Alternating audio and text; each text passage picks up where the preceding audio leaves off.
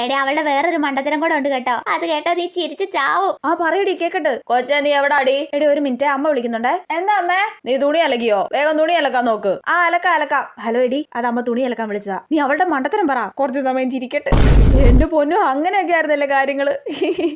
ഇതൊന്നും ഞാൻ അറിഞ്ഞില്ലടി. കൊച്ചെ ചോറ് കഴിക്കാൻ വാടി. ആ വരാം. എടി അത് അമ്മ ചോറ് കഴിക്കാൻ വിളിച്ചതാ. ചോറൊക്കെ പിന്നെ കഴിക്കാം. ഇനി നീ വേറെ ആരുടെയും മണ്ടത്തരങ്ങൾ പറ.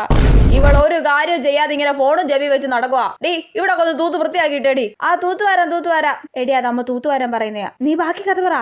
എടി നീ നോക്കിയോ നമ്മൾ എത്ര മണിക്കൂറാ സംസാരിച്ചോണ്ടിരുന്നെന്ന്. ഞാനാണെങ്കിൽ ചോറ് പോലും കഴിച്ചിട്ടില്ല. ഇന്ന് മൊത്തം നിന്നോട് സംസാരം തന്നെ ആയിരുന്നു. നീ ചോറ് കഴിച്ചില്ലേ? ഞാൻ നിന്നോട് സംസാരിച്ചോണ്ടിരുന്നപ്പോ തന്നെ ചോറ് കഴിച്ചല്ലോ.